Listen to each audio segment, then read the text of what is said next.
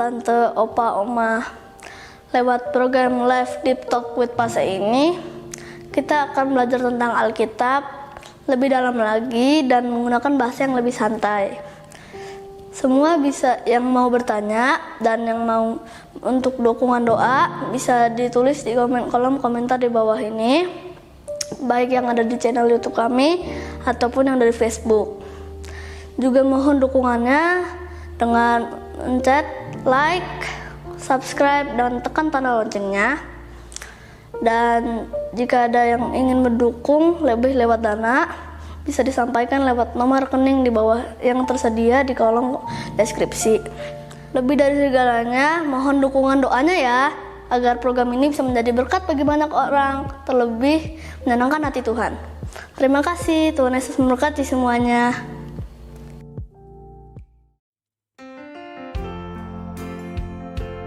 Shalom semuanya, kita bertemu lagi dalam program Deep Talk with Pastor, Tanda Tulisan kita. Dan sebelum kita mulai, kita mari sama-sama nyembah Tuhan. Haleluya.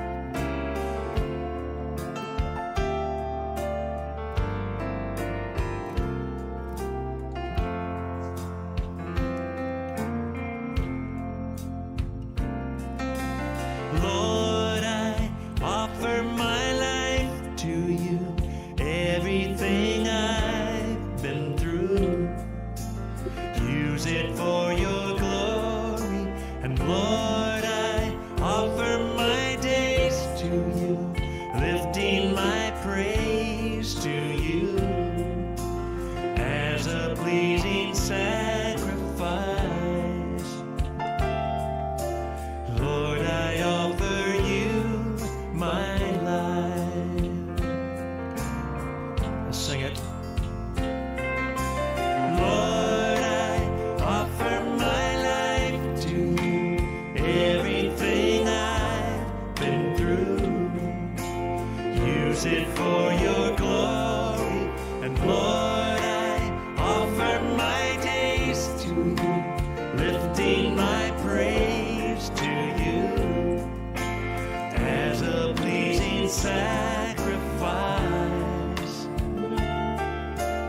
Lord, I offer you my life.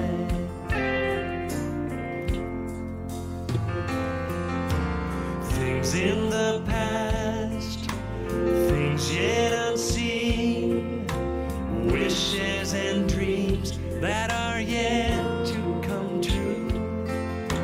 All of my hopes and all of my plans, my heart and my hands are lifted to you.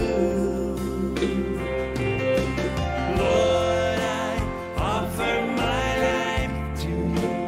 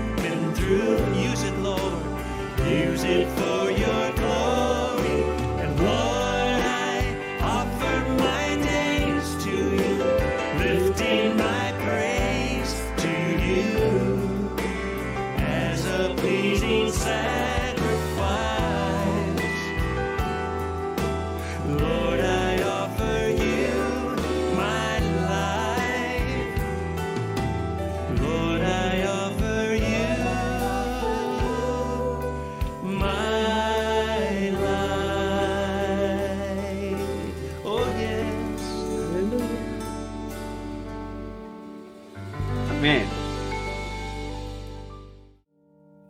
Ya, senang bersama saudara, senang bersama kita bisa menyembah Tuhan dengan hambanya Don Moon. Ya, saya memang suka sekali sama dia sejak saya mungkin SMP atau SMA ya. Lagu-lagunya cukup berpengaruh ya. Kebetulan memang saya suka musik-musik country gitu ya, yang balad gitu ya. Jadi ya cocok aja gitu ya.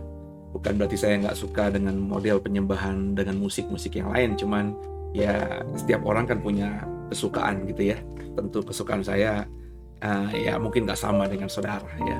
Tapi intinya dalam lagu-lagu yang saya nyanyikan ketika menyembah Tuhan, saya paham sekali kata-katanya, kalimatnya, dan saya biasanya kalau nyembah Tuhan dengan lagu atau nyanyi itu ya sekaligus sebagai doa saya ya, sebagai perkataan iman saya. Jadi bukan sekedar bernyanyi dengan indahnya melodi gitu ya. Jadi ada berkatnya ketika kita benar-benar menyanyi sebagai doa atau sebagai pernyataan iman kita gitu ya.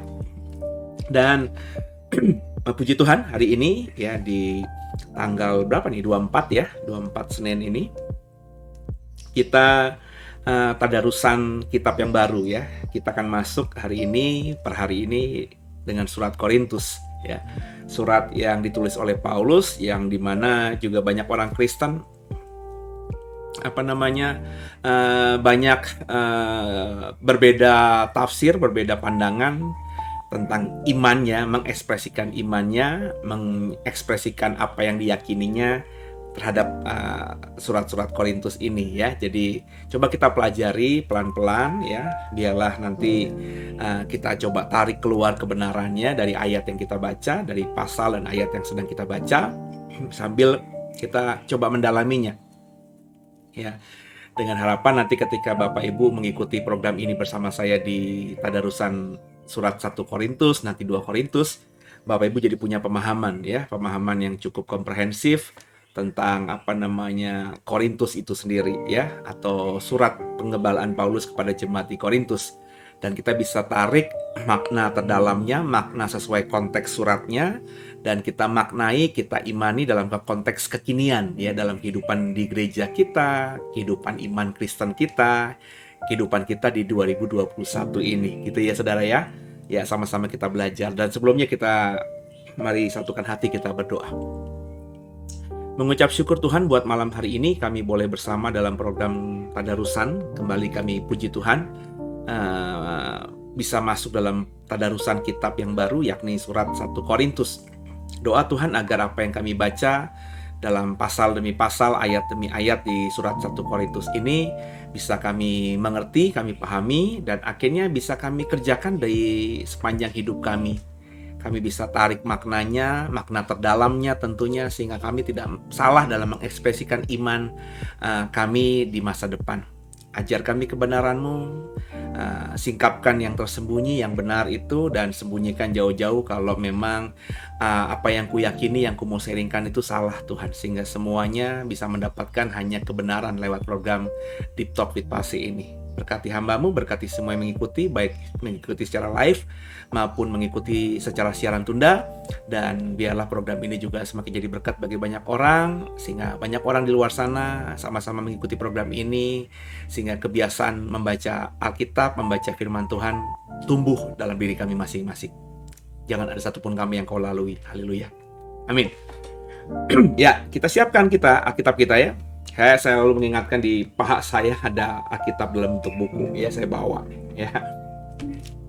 Sebab saya selalu lebih nyaman ya. Saya berkali-kali bilang saya lebih nyaman dengan Alkitab dalam bentuk buku ya, alih-alih dengan apa yang ada di layar komputer saya atau layar handphone saya gitu ya. Meskipun itu tidak salah, saya juga sering menggunakannya, tapi saya lebih nyaman dengan lembaran kertas gitu ya. Kalau saudara sejadul saya, kalau saudara sama dengan saya tipikalnya ya, siapkan Alkitab dalam bentuk buku dan kita akan baca ya. Coba kita buka 1 Korintus. Nah, belum dirapikan. Kita membaca 1 Korintus ya. Coba kita lihat dulu. Ini tampilan baru saudara ya. Ya. Jadi supaya lebih gede gitu ya, saya menggunakan ini. Dan coba kita baca dulu ayat 1 sampai dengan ayat yang ketiganya. 1 Korintus pasal 1 ayat 1 sampai ayat ketiganya. Ya, sama-sama ya. 3-1 ya.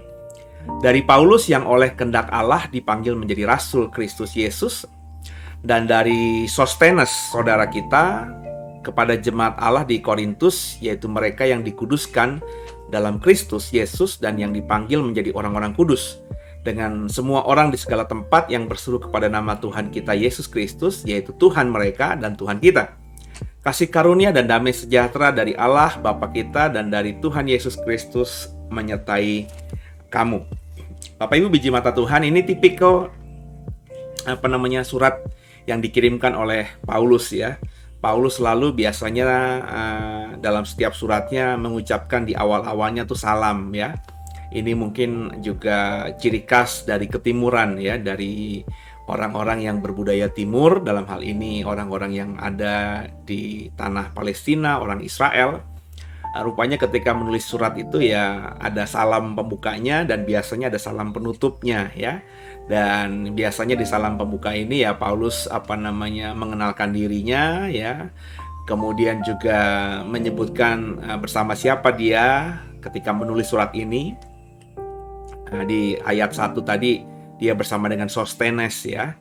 Sostenes ini bisa jadi yang mendampingi Paulus ketika nulis surat ini, bisa jadi juga dia adalah yang menuliskan ya, juru tulisnya ya. Kita tidak tahu, kita tidak bisa menafsirkan lebih daripada itu karena memang ayatnya tidak mengatakan apa-apa. Jadi ketika Bapak Ibu menafsirkannya itu sebagai teman saja atau sebagai juru tulisnya Paulus ya, itu sangat terbuka kemungkinannya ya.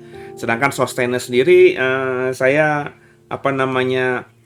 tidak menemukan nama ini di Alkitab kita, meskipun ketika kita browsing di banyak channel-channel atau website kekristenan gitu ya, banyak orang yang mengatakan siapa itu Sostenes gitu ya. Tapi saya biasanya berkata kalau Alkitab berkata ya itu yang kita pegang. Tapi kalau di luar Alkitab ya hanya kita buat pemahaman saja, tapi tidak bisa kita ajarkan ya. Itu prinsip saya dalam mengajar Alkitab. Jadi Bapak Ibu nanti bisa cari sendiri di di YouTube atau di website gitu ya. Siapakah Sostenes dengan mengetik mungkin di mesin pencari Google, dan mungkin kita akan mendapatkan informasi siapakah Sostenes itu ya. Dan jemaat Korintus ya. Paulus menuliskan kepada jemaat Korintus. Jemaat Korintus ini kalau Bapak Ibu ingat adalah jemaat yang didatangi oleh Paulus ya. Itu di Kisah Rasul pasal 18 yang kita sudah pernah lewati ya. Jadi di Kisah 18 ini Paulus berkunjung ya. Itu Kisah 18 itu berarti perjalanan Paulus yang kedua, perjalanan misinya Paulus yang kedua, yang meliputi wilayah Asia dan juga Akaya. Akaya itu Eropa sekarang, wilayah sekitar Yunani, karena memang Korintus itu ada di wilayah itu, saudara ya. Jadi di wilayah Akaya, provinsi Akaya zaman Perjanjian Baru ya. Itu udah, kalau kita lihat peta ya, tadi saya coba lihat peta ya, itu berarti ya sekarang mungkin di provinsi atau di wilayah daerah yang di Eropa ya, karena itu sudah di luar dari Turki ya.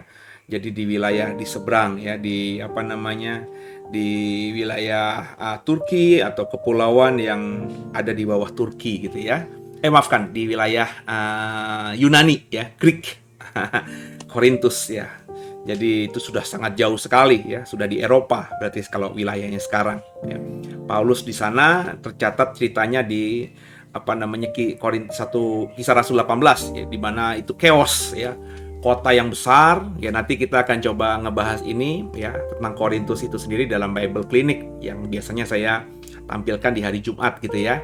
Nanti coba kita expose, kita pelajari Korintus itu apa, Korintus itu bagaimana ya, terus apa dampaknya, penduduknya seperti apa, kita coba pelajari nanti di Bible Clinic ya, di hari Jumat ya. Jadi saya akan buat programnya soal Korintus. Korintus kota yang besar, kota yang padat penduduk, kota yang dari ciri khasnya kalau kita membaca surat Korintus itu, orang-orangnya itu berambisi atau orang-orangnya semangat gitu ya untuk mengerjakan sesuatu atau mendapatkan sesuatu. Sehingga ketika Paulus pertama kali mengunjungi jemaat Korintus ini, ada beberapa orang yang percaya dan bertobat terus dibaptis. Ya ada masalah di situ ya. Masalah tentu dengan orang-orang yang dari agama Judaism, orang-orang Yahudi yang ada di situ ya. Jadi memang kalau kita memperhatikan Perjanjian Baru, di zaman gereja mula-mula itu orang Yahudi, orang yang punya darah Yahudi sudah tersebar hampir ke seluruh dunia di zaman itu, saudara ya. Ya, sudah saya singgung berkali-kali ini sejak dampaknya itu ketika Babel menyerbu Israel ya, di zaman Nebukadnezar, yaitu Israel menjadi kota yang reruntuhan, yang hanya ditinggali oleh orang-orang tua, oleh orang-orang cacat, oleh orang-orang miskin ya. Tapi orang-orang hebatnya semuanya, hampir semuanya ditawan di Babel, dibuang di Babel. Dan beberapa mereka yang tersisa ya karena tembok kota di Yerusalem sudah dihancurkan, sudah runtuh, sehingga keamanan gak ada di kota Yerusalem. Mereka banyak mengungsi atau keluar dari Yerusalem, keluar dari wilayah Palestina, dan mulailah diaspora ya, tersebar di mana-mana. Itu kenapa ketika kita membaca Kisah Rasul, ketika di hari Pentakosta itu banyak orang-orang yang datang dari hampir seluruh dunia ke Yerusalem ya, karena mereka orang Yahudi, mereka agamanya Judaism ya, menyembah kepada Allahnya Abraham, Ishak dan Yakub, dan pusat penyembahan mereka dari Yerusalem saat itu ya. Kemudian juga bait Allah ada di Yerusalem. Maka mereka wajib setiap hari raya besar Yahudi, mereka datang dari kampung halamannya, dari rumahnya mereka masing-masing ke Yerusalem begitu ya, untuk beribadah kepada Elohim Adonai ya. Jadi ya, orang-orang Yahudi memang sudah tersebar, sehingga ketika Petrus dan para rasul mengalami Pentakosta itu, Roh Kudus memberikan kata-kata bahasa-bahasa ibu dari orang-orang Yahudi yang datang ke Yerusalem saat itu, sehingga menjadi daya tarik, dan akhirnya lewat khotbah menggunakan bahasa ibu yang diberikan Roh Kudus kepada orang-orang Galilea, yakni para rasul ini, banyak orang akhirnya bertobat ya, 3.000 orang bertobat dan memberi diri mereka dibaptis di hari Pentakosta itu. Jadi penuaian besar-besaran saat itu ya, 3.000 orang percaya menjadi seorang pengikut Kristus di hari Pentakosta itu, karena khotbah rasul-rasul menggunakan bahasa ibu dari banyak orang Yahudi yang saat itu sedang tumpah ruah di Yerusalem dalam momen Paskah dan Pentakosta. Jadi nggak heran di kota Korintus ini pun sudah banyak orang Yahudi, dan tipikalnya Paulus, Bapak Ibu sudah ingat atau masih ingat nggak cerita saya bahwa Paulus itu kalau mengunjungi sebuah kota dalam penginjilannya, dia selalu mencari kelompok sesama bangsanya, orang Yahudi ya. Kemudian biasanya dia masuk ke rumah ibadat atau sinagoge ya, dengan latar belakang agama dia sebagai seorang Farisi, suku Benjamin, murid dari Rabai Gamaliel ya. Itu menjadi bekal dia untuk bisa diterima dengan tangan terbuka pada kesempatan pertama untuk masuk ke dalam kelompok Yahudi di setiap kota yang dia kunjungi. Ya, setelah dia diterima, baru biasanya dia berkhotbah tentang iman barunya, yakni kepada Yesus Kristus. Itu yang akhirnya membuat banyak orang Yahudi ada yang percaya kepadanya, bertobat karena pelayanannya, tapi juga tidak sedikit yang akhirnya menjadikan Paulus ini sebagai musuh mereka, ya, ingin membunuh Paulus. Beberapa kali dalam pelayanan misinya ini Paulus ingin dirajam, ingin dibunuh. Orang Yahudi benci sekali sama Paulus, ya, itu kita sudah temukan, kita sudah baca di Kisah Rasul ya. Begitu juga ketika di Kisah Rasul 18, ketika Paulus dicatat Alkitab ada di Korintus, itu chaos gitu ya. Dan ketika Paulus akhirnya meninggalkan Korintus, sudah ada beberapa orang yang percaya dan keluarganya di situ ya, menjadi seorang Kristen. Belum besar, tapi sudah ada orang Kristen di kota Korintus. Dan akhirnya ketika Paulus itu keluar dari Korintus, orang-orang Kristen ini yang kemudian melanjutkan penginjilan yang dilakukan oleh Paulus kepada penduduk asli Korintus lainnya. Sehingga akhirnya kekristenan di Korintus menjadi kekristenan yang berkembang.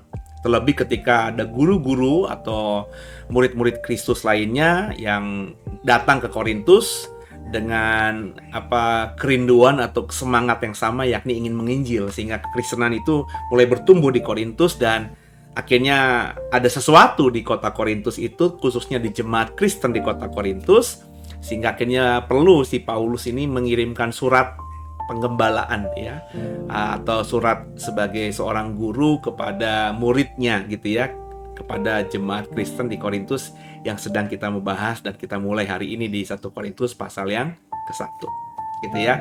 Jadi di awalnya biasanya Paulus mengucapkan berkat. Oke, kita coba lanjutkan kalimat berikutnya. Ayat yang ke-4 ya. Coba kita buka dulu ya.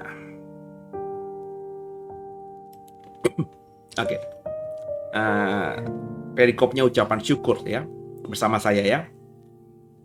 Aku senantiasa mengucap syukur kepada Allahku ya, karena kamu atas kasih karunia Allah yang dianugerahkannya kepada kamu dalam Kristus Yesus. Sebab di dalam Dia kamu telah menjadi kaya dalam segala hal, dalam segala perkataan, dalam segala pengetahuan, sesuai dengan kesaksian tentang Kristus yang telah diteguhkan di antara kamu. Jadi ini kalimat-kalimat awal Paulus memuji jemaat di Korintus ya. Karena jemaat di Korintus dikatakan Paulus, dia bangga akan jemaat Korintus. Dia mengucap syukur kepada Allah karena anugerahnya kepada jemaat di Korintus. Kenapa? Karena Paulus mengatakan jemaat Korintus itu kaya dalam segala hal ya, dalam segala perkataan, dalam segala pengetahuan ya, sesuai dengan kesaksian tentang Kristus yang diteguhkan dalam kamu, sesuai dengan apa yang diceritakan oleh guru-guru Kristen kepada jemaat Kristen di kota Korintus.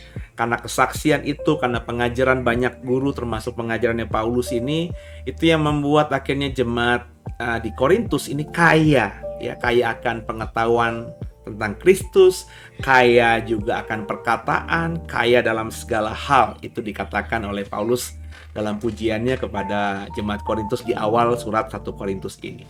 Jadi kita bisa tangkap bahwa jemaat Korintus itu jemaat yang bukan statis, bukan jemaat yang jalan di tempat, tapi jemaat yang on progress terus ya, yang maju terus, yang bertumbuhnya sangat signifikan ya. Lepas nanti ada efek-efek sampingnya ya, Paulus memuji bahwa jemaat ini jemaat yang luar biasa. Kalau dalam pengalaman saya ya, kalau kita bertumbuh ya pasti ada gesekan, pasti ada masalah gitu ya. Tadinya hanya minum susu dan makanan lembek gitu ya, tiba-tiba harus makan nasi dan makanan berat ya, enek lah, susah dikunyah lah, sakit perut lah. Itu menjadi sesuatu yang akhirnya sangat mungkin gitu kan saudara ya. Tadinya hanya suka makanan-makanan, dicekokin makanan-makanan yang aman saja, tapi ketika beranjak remaja mulai kenal sambal, mulai kenal cabai, mulai kenal bumbu-bumbu masakan, akhirnya mulailah cita rasanya semakin kaya gitu ya lidahnya, dan juga dampak dari makanan yang dikecap itu ya bisa menimbulkan banyak macam-macam gitu ya. Ya.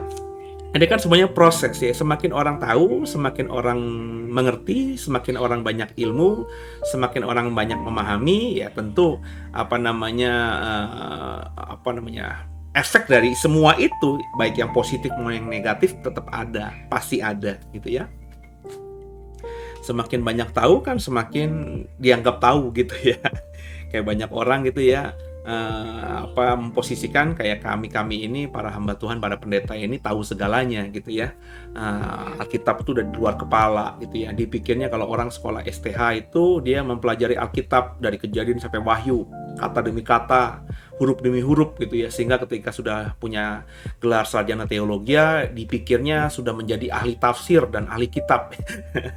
Aduh saudara, jauh saudara ya, jauh. Karena kita di yang sekolah teologi itu nggak membahas Alkitab penuh gitu ya. Bahkan saya berani jamin orang yang sudah lulus STH, orang sudah lulus MTH, sarjana teologi, master teologi, bahkan orang yang punya gelar DTH, doktor teologi, itu nggak semuanya sudah pernah membaca Kejadian sampai Wahyu, saudara. Saya berani jamin, saudara.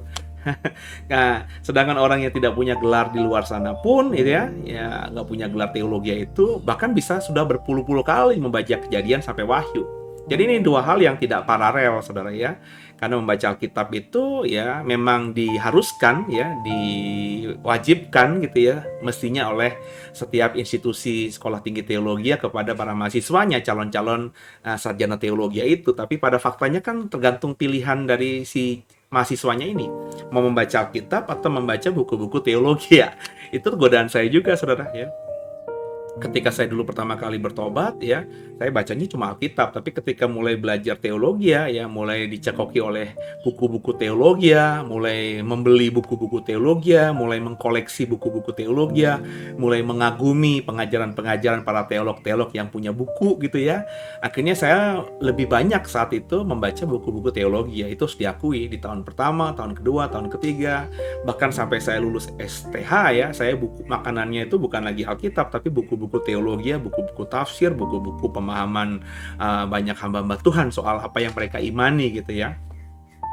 Saya baru kembali lagi menyukai atau memberikan waktu khusus untuk membaca Alkitab itu setelah selesai sekolah teologi itu ya. Dari Kejadian diulang lagi sampai dengan Wahyu, kadang-kadang macet di tempat stuck dulu ya, berusaha maksa lagi ngulang dari Kejadian lagi, baca lagi, ada stuck lagi, dan akhirnya bisa menyelesaikan dan mengulanginya lagi, dan akhirnya sudah beberapa kali mengulanginya bacaan Alkitab ini. Jadi belum tentu ya orang yang punya gelar itu tahu gitu ya. Jadi semakin banyak tahu, semakin banyak problem gitu. Itu yang terjadi di jemaat Korintus. Ketika jemaat ini akhirnya kaya dalam segala hal, masalah demi masalah mulai ada, benturan demi benturan mulai ada. Kalau nanti kita ikuti perpecahan demi perpecahan, perbedaan pendapat demi perbedaan pendapat, gesekan demi gesekan itu mulai ada di jemaat yang memang berasal di kota yang heterogen, kota yang sangat majemuk gitu ya, di mana banyak orang di situ dari segala bangsa, karena Korintus kita tahu ada di sebuah kota pelabuhan gitu ya, kota yang di pinggir pantai, sehingga orang-orang ya untuk akses ke kota Korintus lebih mudah dari segala bangsa, dari segala benua gitu ya, dibandingkan misalnya kota yang berada di tengah pulau ya, atau di tengah daratan gitu ya. Jadi untuk kesana kan butuh khusus gitu ya. Tapi kalau di pinggir pantai kan orang kan berlabuh itu pasti cari pantai ya, berdagang itu pasti dari bangsa lain, dari negara lain ya pasti larinya ke naik kapal saat itu ya, belum ada pesawat. Jadi kargo juga semuanya via kapal. Jadi pasti mencari pelabuhan-pelabuhan. Maka kota-kota pelabuhan di zaman Alkitab kita itu menjadi kota metropolitan, megapolitan bahkan. Termasuk Korintus ini adalah kota besar yang ada di wilayah Akhaya, yang wilayah saya bilang wilayah di daerah Eropa sekarang ini, yakni di wilayah Yunani. Dan itu yang bisa kita dapatkan sampai ayat yang ke-6 ya. Coba kita baca ayat yang ke-7. Demikianlah kamu tidak kekurangan dalam suatu karunia pun, sementara kamu menantikan penyataan Tuhan kita Yesus Kristus. Bayangin ya, Paulus memuji jemaat Korintus tidak kekurangan satu karunia pun. Nanti di Korintus ini kita akan mempelajari karunia itu apa saja, karunia Roh Kudus itu apa saja ya. Dan Paulus memuji jemaat Korintus karena jemaat Korintus itu jemaat yang tidak kekurangan dalam suatu karunia pun. Artinya apa? Di gereja Korintus, di persekutuan orang percaya di kota Korintus ini, semua karunia itu ada. Semua karunia itu berfungsi. Setiap orang Kristen memiliki karunia yang berbeda-beda satu dengan lainnya. Jadi jemaat Korintus ini, jemaat Kristen, orang-orang yang sebagai pengikut Kristus di jemaat Korintus ini, itu dikatakan Paulus tadi kaya dalam segala hal. Lebih pada spesifik kaya akan karunia. Ya, nanti kita akan mempelajari karunia-karunia di pasal-pasal 1 Korintus pasal 12, 13, 14 ya. Itu mungkin beberapa minggu ke depan gitu ya saudara ya. Kita akan sampai di situ. Tapi di awal ini Paulus sudah memuji ya.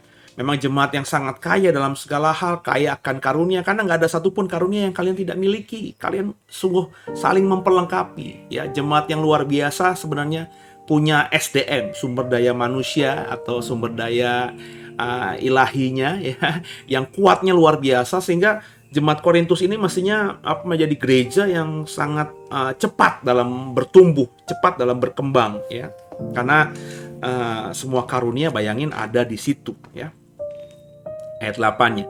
Ia juga akan meneguhkan kamu sampai kepada kesudahannya, sehingga kamu tidak bercacat pada hari Tuhan kita Yesus Kristus.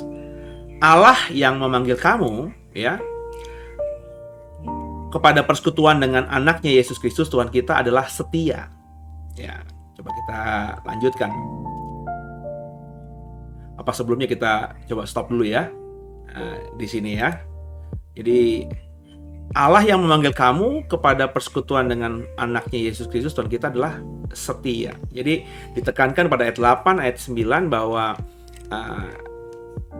Tuhan akan meneguhkan, ya, kamu jemaat Korintus sampai pada kesudahannya, sehingga kamu nggak bercacat celah ketika hari kedatangan Tuhan. Yang saya mau katakan begini, saudara, ya, jemaat di di dalam konteks Alkitab kita itu memang jemaat yang ditekankan pada pengajaran, bukan saja pengajaran dasar iman Kristen, tapi juga pada pengajaran soal akhir zaman, yakni kedatangan Tuhan itu segera. Tuhan Yesus akan datang kembali. Dia sudah mati, dia sudah bangkit, dia sudah naik ke surga, siapkan tempat bagi kita, dan dia akan datang menjemput kita. Itu yang ditekankan oleh para rasul, itu yang ditekankan oleh semua guru-guru Kristen di gereja mula-mula, sehingga gereja mula-mula itu akhirnya on fire terus gitu, saudara, ya. Dan itu yang memang harus dikerjakan oleh gereja di akhir zaman ini. Bukan berarti gereja menakut-nakuti jemaat bahwa Tuhan segera datang, bukan itu, tapi dengan dipahami bahwa Tuhan akan datang, bahwa janji Tuhan akan menjemput kembali kita agar dibawanya kita kembali bersama dengannya di rumah Bapa itu segera bisa terjadi, ya. Kalau khotbah-khotbah seperti itu yang terus disampaikan, ya, penekanan, diingatkan jemaat, maka jemaat itu juga akan menjadi jemaat yang menyadari bahwa hidup di dunia ini fana, ya. Nah, itu yang bias selama ratusan tahun, bahkan ribuan tahun pasca gereja mula-mula, ya. Ketika akhirnya ya tadi, ya mungkin ada penekanan Yesus akan segera datang, tapi kok nggak datang-datang, ya. Akhirnya jemaat patah arang, ya. Padahal mestinya tadi, ya, jemaat itu diajarkan kebenaran utuh, tapi juga diingatkan bahwa Tuhan itu bisa datang kapan saja.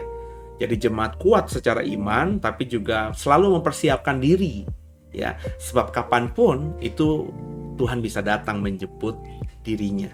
Entah itu dengan yang disebut Tuhan akan datang dengan awan-awan kemuliaannya menjemput kita, atau kita ya mengalami apa yang disebut dengan kematian. Bukankah kematian yang kita alami nanti, atau kematian yang sudah dialami orang-orang yang kita cintai di masa lalu, itu berarti mereka sudah dijemput oleh Tuhan dan dibawa rohnya untuk bersama-sama dengan dia di dalam kekekalan. Jadi yang seperti saya pernah bikin program sama istri saya, bahwa memang gereja juga harus diingatkan bahwa kita ini harus siap dengan kematian, jangan takut dengan kematian. Ngomong-ngomong kematian, saya punya teman SD yang hari ini meninggal, saudara, ya, bukan karena COVID, ya. Jadi teman SD saya ini baru kemarin hari Minggu pagi, ya, hari Sabtu atau hari Minggu saya lupa, ya, Minggu pagi kalau nggak salah, ya, dia japri di WhatsApp grup, ya, lulusan SD, sama-sama alma mater di SD, bayangin teman SD. Tapi teman saya ini yang meninggal ini juga akhirnya ketemu sama saya di SMA, ya, karena dan di kuliah di Trisakti gitu, ya. Karena di SMA kami dia akhirnya masuk di SMA saya kalau nggak salah di tahun kedua, ya, di kelas 2 SMA. Kelas 1-nya dia di mana gitu, terus kelas 2-nya masuk ke SMA saya, SMA 78 Jakarta Barat. Jadi akhirnya kita bertemu lagi, ya, padahal ini teman SD, ya. Waktu SD ya teman SD, ya. Bapak Ibu kalau hanya temenan di SD, SMP, SMA misalnya nggak ketemu lagi, terus reunian juga kita canggung, ya. Saya belum lama, ya, mungkin 5 tahun lalu, 6 tahun lalu gitu, ya, reunian dengan teman SD, ya. Tapi teman SD saya itu beberapa mereka ya SMP-nya sama, SMA-nya sama. Jadi ketika reunian lagi mereka bisa klik gitu, ya, bisa ngobrolnya enak. Nah, saya tiba-tiba gara-gara Facebook kan, ketemu lagi kan, di add lagi lah, ketemu lagi nomor telepon tuker-tukeran, akhirnya masuk ke dalam sebuah grup WhatsApp gitu ya, terus janjian kita ya reunian SD ya awkward aja gitu ya. Teman SD gue udah mukanya, ada beberapa yang mukanya ingat ya, tentu kalau mukanya ingat tuh berarti punya kenangan spesial ya. Ya tentu bukan cinta lah, anak SD mana mungkin cinta, tapi ya suka lah sama temen cewek ini, suka lah sama temen cowok ini, temen enak main tak benteng, main apa galasin dulu ya zaman SD gitu ya, yang deket banget. Jadi memori mukanya masih ada ya, tapi yang nggak deket itu bingung saudara, pas sudah gede ini siapa tahu gitu ya, tapi sudah apa gimana gitu. Nah teman saya ini hari Sabtu Minggu kemarin kayaknya dia sudah mulai aktif lagi dalam pelayanan gitu ya, karena dalam di grup WhatsApp itu dia sering mengingatkan kita untuk ibadah lagi. Dia mengundang kalau gerejanya ada Zoom, ada seminar Zoom atau bikin acara via YouTube gitu ya, dia share gitu ya. Jadi saya duga dia sudah aktif melayani. Saya senang aja dong ya punya teman yang sudah aktif melayani, beberapa bahkan menjadi aktivis gereja yang cukup besar gitu ya. Jadi ya namanya teman di WhatsApp grup ya, tapi tidak punya hubungan yang pertemanan yang oke di dalam dunia nyata itu, karena nggak pernah bersinggungan, nggak pernah bersama-sama karena punya kesibukan masing-masing gitu ya. Ya saya mensyukuri lah ya, mereka beberapa sudah melayani ya. Tadi pagi tiba-tiba ada berita duka cita, istrinya mungkin megang handphone suaminya dan menyatakan bahwa suaminya, teman kami ini, meninggal. Usianya masih setahun di bawah saya, usia 45 tahun. Jatuh saudara ya. Jatuh di kamar mandi, dibawa ke rumah sakit, sudah tidak tertolong lagi. Jadi pecah pembuluh darah, stroke gitu ya. Bayangin di usia 45 tahun. Aduh saudara, jadi kalau kita tidak siap, ini kita akhirnya ya seperti orang-orang yang tidak punya pengharapan. Bayangin saya belum lama merayakan hari jadi ke-46 ya. Meskipun saya sudah siap dengan segala macam, tapi saya masih punya iman ya. Saya ya kayaknya masih ada beberapa waktu ke depan lah ya untuk berbuat sesuatu bagi Tuhan gitu ya. Terus tiba-tiba dapat kabar teman saya yang usianya sepantaran saya tapi usianya di bawah saya setahun, tiba-tiba meninggal karena stroke saudara. Kalau karena jantung, karena COVID ya sudah beberapa yang saya dengar dan saya alami dari teman-teman saya yang meninggal karena itu ya.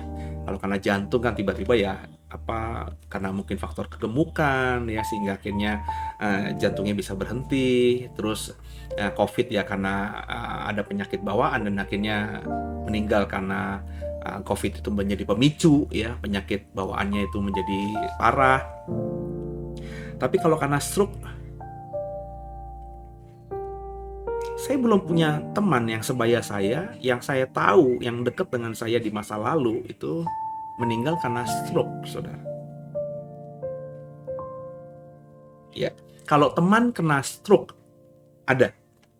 Saya beberapa teman saya yang seangkatan saya, entah itu lebih tua beberapa tahun atau di bawah saya beberapa tahun, yang kena stroke ada.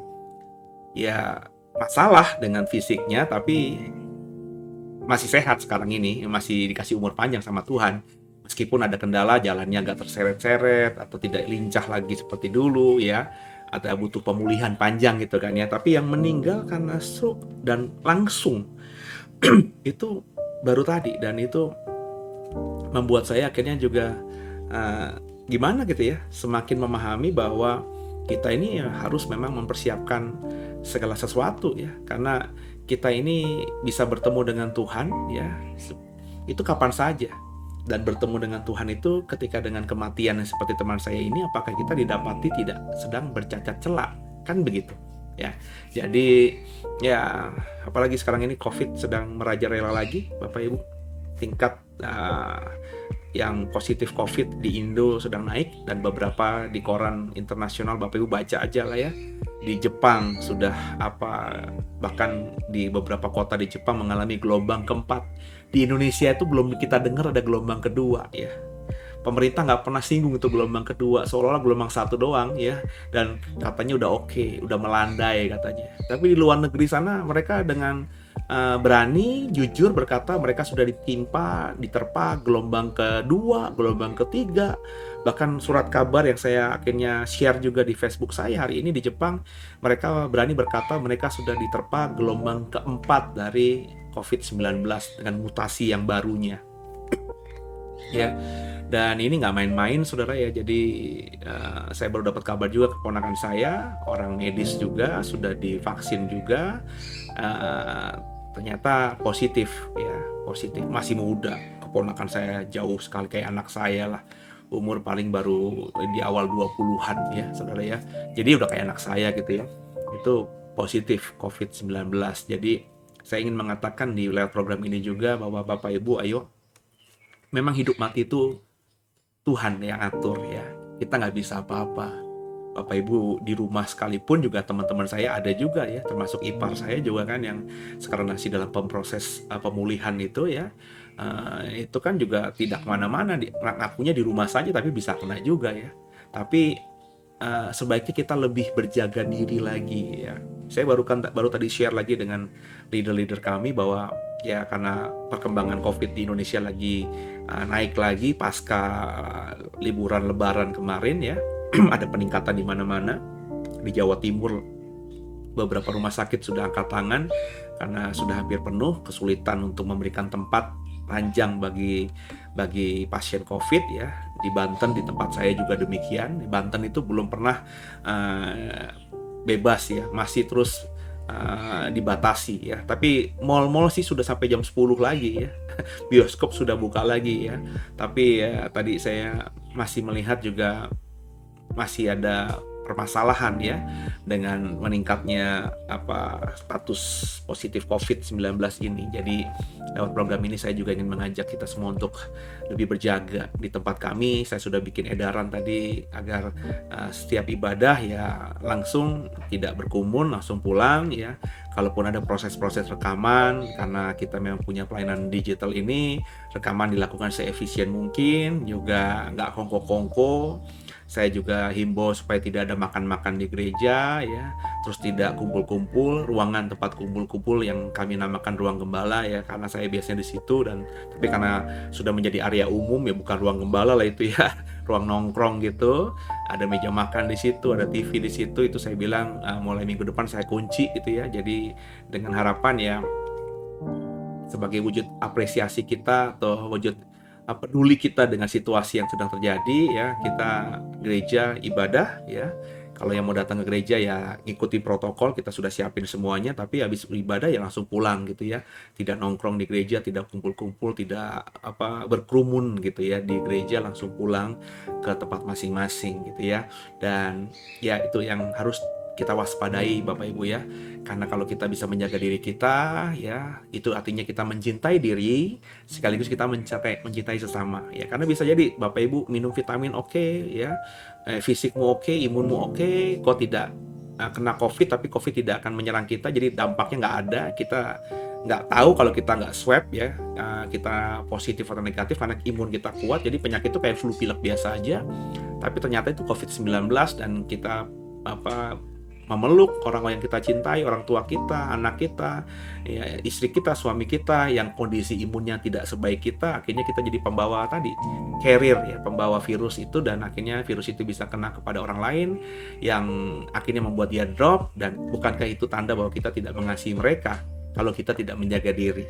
Jadi saya menyarankan kalau tidak segera tidak penting ya tidak usah. Kayak tadi saya ke pasar juga sama istri, tek besok ada kita, puji Tuhan sudah vaksin kedua ya, saya sudah juga mikir nggak kemana-mana, habis vaksin kedua ya sebisa mungkin ya, langsung tek gitu ya, langsung pulang ya. Dan saya sudah bikin juga informasi kepada teman-teman gereja untuk seperti itu juga ya, sampai nanti semuanya mungkin sudah divaksin ya, jadi paling nggak daya tahan tubuhnya lebih, jadi kalau Tuhan izinkan kena juga nggak separah seperti sebelum divaksin. Tapi juga proses menjaga diri itu harus terus dijaga ya. Saya sudah bilang Bapak Ibu ya, dengerin saya ya.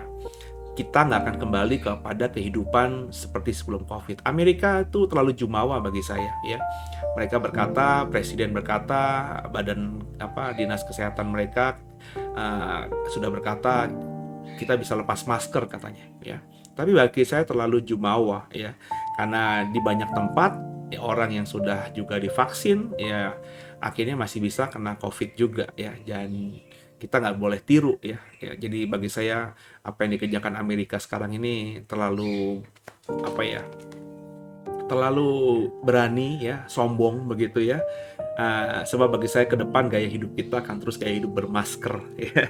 Gaya hidup jaga jarak, ya, gaya hidup tidak bergerombol, dan itu akan pasti terus terjadi karena semakin hari dunia akan semakin seperti ini. Ingat, ada firman Tuhan katakan, nubuat firman Tuhan katakan bahwa di akhir zaman kasih sesama manusia akan semakin dingin, ya. Bagi saya dengan kita mulai menjaga jarak, ya, kita tidak lagi bisa berpelukan, nggak bisa lagi berkunjung silaturahmi dengan mudahnya ke rumah orang-orang yang kita sayangi, ya, itu kan membuat kita akhirnya jadi lebih individual, ya.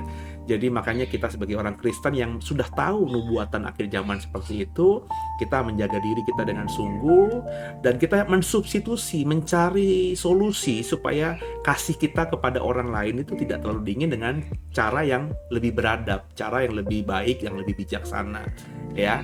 Ya, mungkin yang tadinya kita kalau menunjukkan sayang itu pelukan, sekarang karena pelukan itu tidak bisa, ya kita lebih belajar misalnya menggunakan kata-kata via WhatsApp atau video call, "Ma, I love you, Ma, miss you," gitu kan bisa, saudara, ya.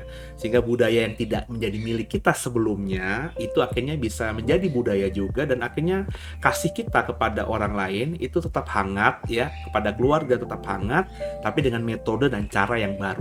Ingat, konten itu harus tidak boleh berubah, kontainer itu boleh berubah. Kontainer itu kita sesuaikan dengan zaman, ya. Jadi kalau Tuhan sudah menubuatkan, hati-hati nanti di akhir zaman kasih antara kamu dengan sesamamu manusia bisa dingin loh. Ini udah terbukti kan? Nah, kita cari cara, ya. Kita tetap harus jaga jarak, tapi kita harus cari cara. Ingat, kita punya hikmat dari Roh Kudus. Bagaimana supaya kasih kita kepada orang lain, kepada keluarga kita terlebih dahulu lah, ya, itu nggak jadi dingin. Nah, caranya gimana? Ya kan kalau kita punya hikmat Roh Kudus, kita akan diberikan. Ya, salah satu contohnya tadi yang saya bilang, gitu ya. Jadi tolong diperhatikan, dan itu menjadi bekal kita nantinya dalam mengarungi hidup ke depan, ya. Jadi Tuhan bisa jemput kita kapan saja. Oke? Kita baca sekarang ini perpecahan jemaat. Oke. Ayat yang ke-10, ya, kita baca, ya. "Tapi aku menasihatkan kamu, saudara-saudara, demi nama Tuhan kita Yesus Kristus, supaya kamu seia sekata, dan jangan ada perpecahan di antara kamu, tapi sebaliknya supaya kamu erat bersatu dalam dan sehati sepikir. Sebab saudara-saudaraku, aku telah diberitahukan oleh orang-orang dari keluarga Chloe tentang kamu, bahwa ada perselisihan di antara kamu. Yang aku maksudkan ialah bahwa kamu masing-masing berkata, aku dari golongan Paulus, atau aku dari golongan Apolos, atau aku dari golongan Kefas, atau aku dari golongan Kristus. Adakah Kristus terbagi-bagi? Adakah Paulus disalibkan karena kamu? Atau adakah kamu dibaptis dalam nama Paulus? Aku mengucap syukur bahwa tidak ada seorang pun juga di antara kamu yang aku baptis selain Krispus dan Gaius, sehingga tidak ada orang yang dapat mengatakan bahwa kamu dibaptis dalam namaku." Ya, kita coba buka lagi. "Juga dari keluarga Stefanus, aku yang membaptisnya." Ya, benar? Oke, coba kita lihat dulu. Kok tiba-tiba beda, ya? Oke. Juga dari keluarga Stefanus, ya. Ya, juga dari keluarga Stefanus aku yang membaptisnya, kecuali mereka tidak tahu bahwa entah ada lagi orang yang aku tahu. Kita ulangi ayat 16. "Juga keluarga Stefanus aku yang membaptisnya, kecuali mereka aku tidak tahu. Entahkah ada lagi orang yang aku baptis? Sebab Kristus mengutus aku bukan untuk membaptis, tapi untuk memberitakan Injil. Dan itu pun bukan dengan hikmat perkataan, supaya salib Kristus jangan menjadi sia-sia." Jadi di sini Paulus mendapatkan informasi, ya, mendapatkan informasi dari keluarga Chloe, ya, yang datang informasinya ke dia bahwa jemaat di Korintus ini jemaat yang lagi ada perbedaan pendapat ya, nyaris mulai berselisih paham. Ya, dipelopori dengan mungkin doktrin yang berbeda-beda yang disampaikan ya. Sehingga ada beberapa mereka meskipun satu gereja, satu kota berkata, kami ini orang Kristen dari golongannya Paulus. Kami orang Kristen dari golongannya Apolos. Kami orang Kristen dari golongannya Kefas atau Petrus. Kami adalah orang Kristen golongan Kristus. Menarik di sini. Jadi ada yang menstempeli mereka adalah Kristen Kristus gitu. Kristen yang paling benar ya ada kan sekarang. Ini kan sejarah selalu berulang gitu ya. Banyak orang yang berkata, ini pengajaran yang paling benar ya. Inilah yang paling sejati, inilah yang paling tepat ya. Di luar ini salah gitu ya. Sehingga ada namanya gereja Yesus sejati, gereja Kristen sejati, gereja Kristen sesungguhnya, gereja Kristen yang paling benar. Mungkin begitu nanti ada gitu ya saudara ya. Ya itu sudah terjadi di zamannya Paulus ya, khususnya di Korintus. Ada yang berkata golongan Paulus, golongan Apolos dan lain sebagainya. Saya ingin mengatakan bahwa saudara diberkati oleh satu orang hamba Tuhan, mengagumi seorang hamba Tuhan tertentu ya tidak salah ya. Tapi jangan terlalu begitu juga gitu ya. Makanya saya juga memposisikan diri tidak mau dibegitukan, tidak mau didewakan begitu ya. Makanya ya saya cukup lah. Saya makanya pernah menyampaikan juga di dalam mimbar minggu, saya cukup bersyukur bahwa saya berasal dari orang Kristen sejak kecil, bukan orang Kristen yang baru jadi Kristen. Jadi saya sudah cukup bertumbuh dari beberapa model bentuk gereja gitu ya. Bentuk kepemimpinan, bentuk pengajaran gitu ya. Jadi saya cukup kaya dengan latar belakang saya yang memang sejak kecil sudah Kristen. Jadi dengan itu saya sekarang ini bisa memahami, bisa menjadikan apa yang terjadi di masa lalu saya yang tergabung dengan beberapa gereja itu sebagai pengalaman. Ya. Saya pernah dari sebuah gereja yang meskipun tidak didewakan, tapi gembalanya itu begitu dihormatinya luar biasa, ya, sehingga ya kayaknya sudah tidak tersentuh gitu ya. Gembalanya tidak memposisikan diri seperti itu, tapi karena jemaatnya yang memposisikan seperti itu, akhirnya terciptalah lingkungan seperti itu. Dan meskipun gembalanya tidak memposisikan seperti itu, tapi gembalanya juga mendiamkan saja, iya. Dan saya ada di tengah-tengah itu, iya.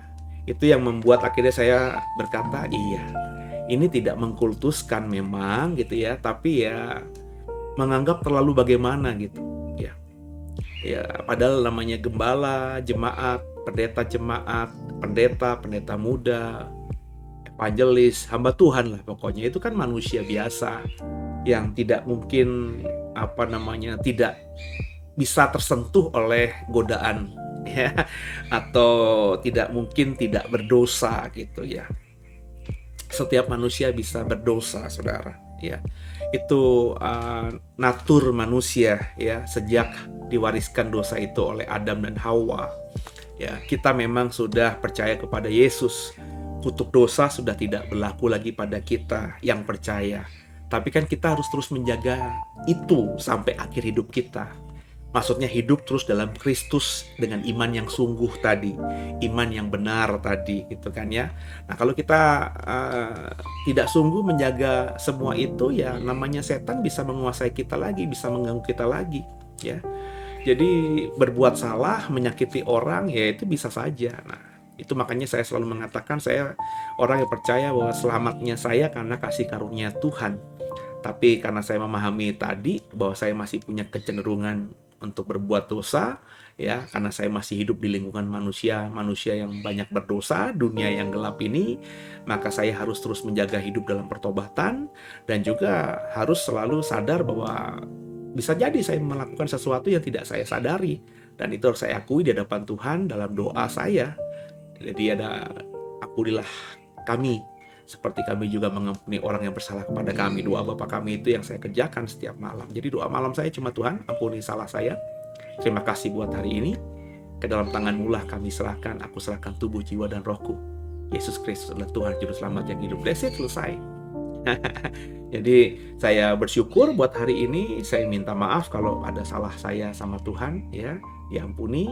Dan saya menyerahkan tubuh jiwa roh saya kepada Tuhan dan kembali mengucapkan iman saya bahwa Yesus Kristus adalah Tuhan. Jadi andai kata saya mati malam nanti, ya saya nggak bangun lagi besok pagi, ya saya sudah bereskan semuanya itu dan saya memastikan semua itu beres sehingga saya bisa menghadap Tuhan dengan kemuliaan, gitu ya. Dan saya akan didapati Tuhan tidak bercacat celah. Nah, untuk menjadi orang yang seperti itu ya tidak boleh terlalu digimanakan, gitu ya. Maka apa yang saya kerjakan di The Way, saya berusaha untuk saya jangan jadi spotlight, jangan jadi titik sorot, gitu ya.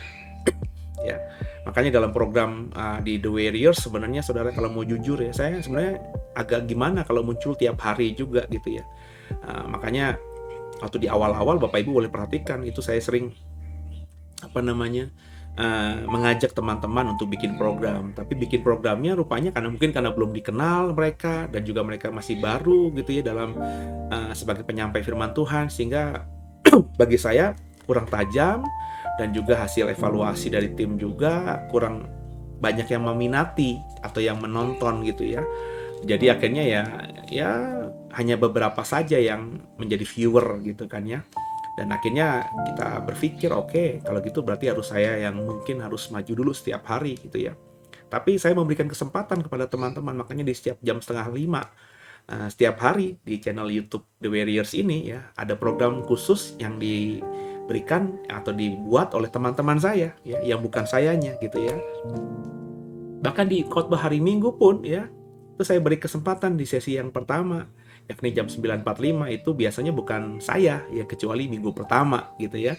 Biasanya teman-teman yang lain ya, ada yang pendeta muda, dan bahkan beberapa sudah saya berikan kesempatan mahasiswa-mahasiswa saya yang sekolah di STT Sangkakala, di mana kami sebagai pengelolanya, gitu ya. Bapak Ibu lagi lihat itu kan ada layar di bawah ya, saya berikan kesempatan mereka khotbah, gitu ya.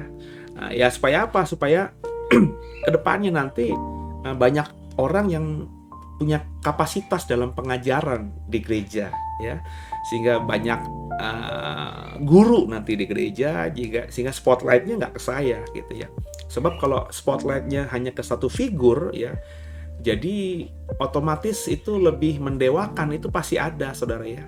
Apalagi kalau si pemimpin itu mengambil kesempatan itu untuk menaruhkan itu menjadi salah satu kepentingannya atau keuntungannya. Nah, itu yang terjadi kalau menurut saya di banyak gereja, baik yang besar maupun yang kecil, gitu, saudara.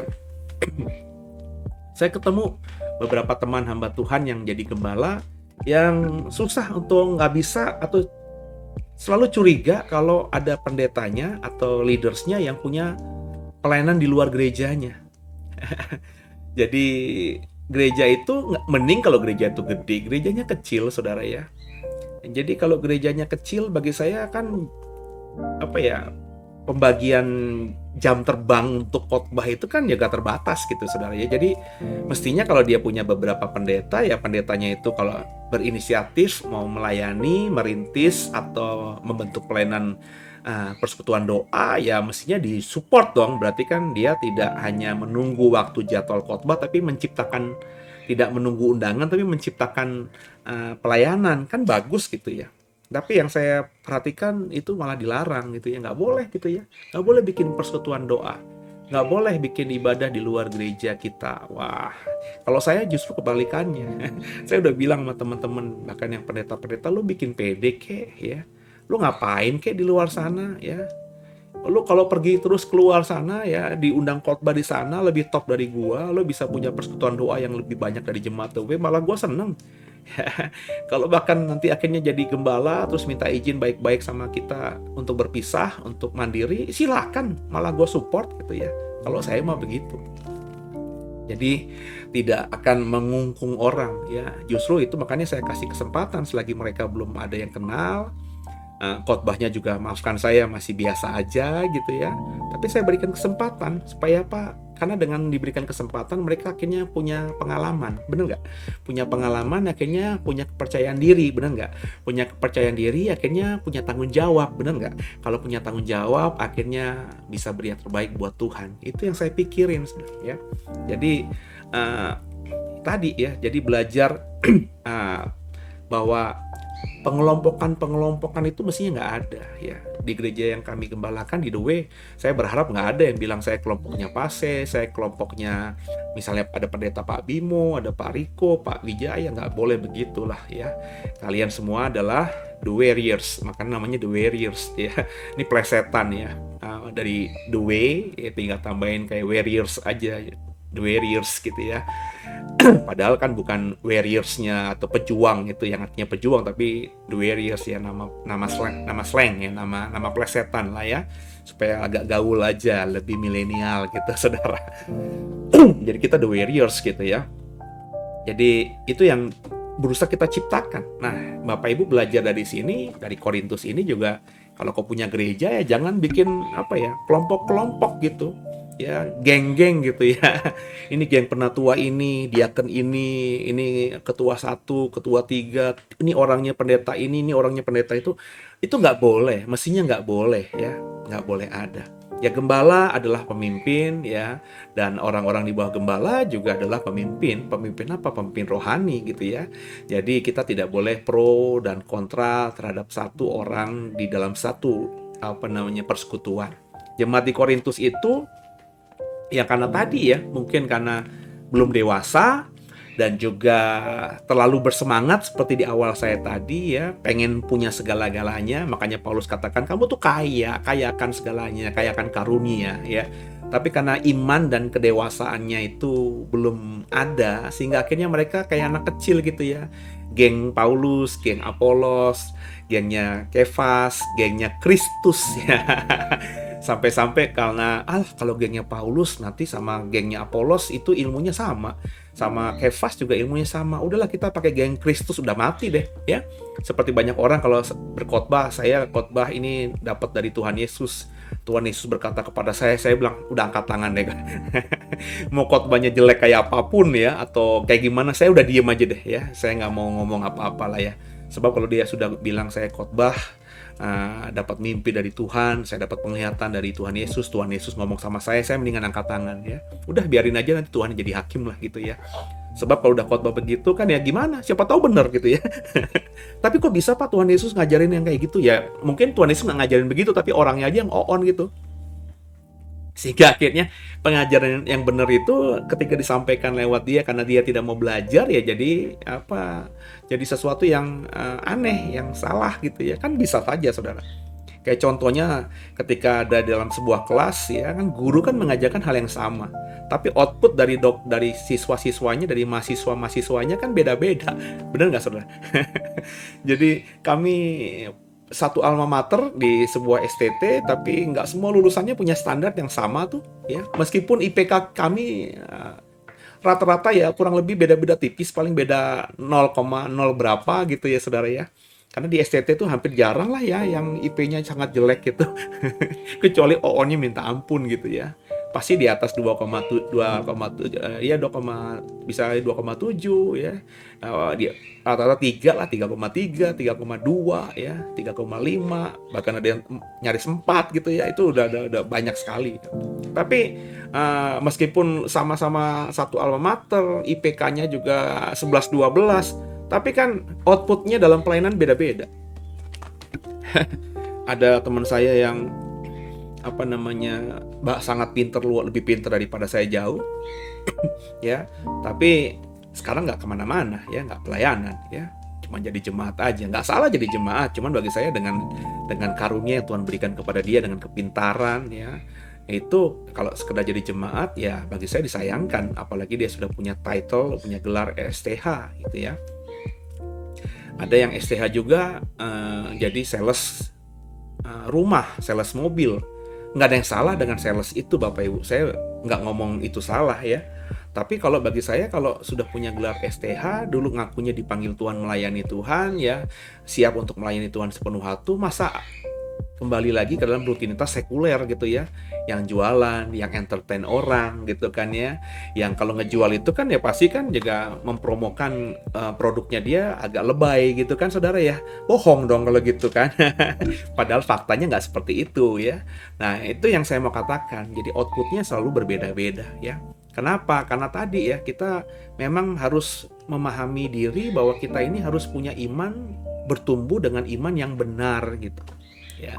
Jadi nggak bisa pro kontra, cocok-cocokan. Kayak dulu saya punya teman mahasiswa itu, mereka bilang kalau gue dosennya itu gue mau gue pokoknya gue kejar dia. Dia ngajar apa juga, nanti kalau dia ngajarin mata kuliah lagi ini gue ikutin aja, habis gue dapat sesuatu dari dia. Tapi kalau dosennya udah nggak bener gitu, kadang-kadang malas-malesan kuliahnya. Lah, saya bilang dosen kan beda-beda. Ya kan ya? Jadi kalau kita terlalu mengagumi satu orang, mengagumi sesuatu, di bumi ini, di bawah kolong langit ini jangan terlalu mengagumi lah, baik itu orang atau sesuatu, saudara. Ya. Makanya saya selalu bilang, jadi kan Yesus yang utama, yang terutama di dalam hidup ini.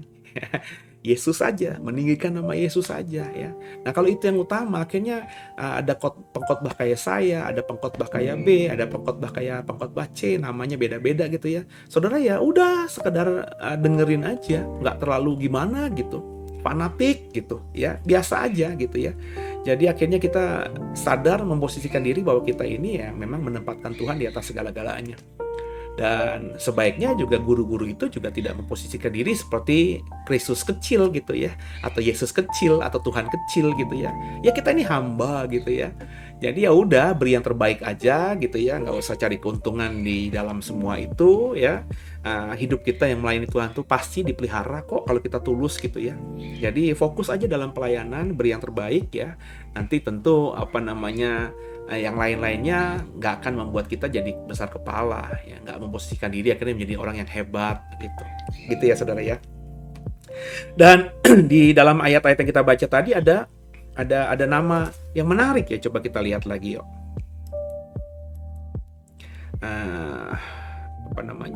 Ya coba kita buka ya.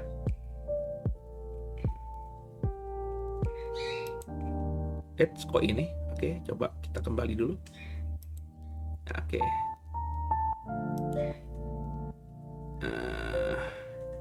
Gimana cara kembalinya? Oke, coba kita lihat dulu. Wait. Oh ini, ya. Saya agak keblinger karena ada model baru nih saudara ya.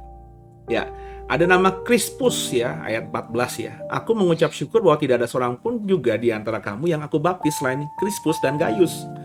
Di Korintus ini saudara, di Efesus, kalau Crispus itu Bapak Ibu kalau ingat di Kisah Rasul 18 adalah pemimpin atau kepala rumah ibadat yang bertobat dan juga dibaptis oleh Paulus ya. Gaius ini adalah kalau kita membaca di dalam Kisah Rasul ya, di dalam Roma 16 itu, Roma 16 juga ya, nanti Bapak Ibu bisa lihat kalau di Alkitab kita itu ada footnote-nya ya. Gaius itu kalau kita ingat di pembacaan tadarusan kita di Kisah Rasul, itu adalah orang yang di Akaya ya. Dia dari Makedonia, terus dia di Akaya tuh diseret ya, ikut dianiaya bersama dengan Paulus gitu.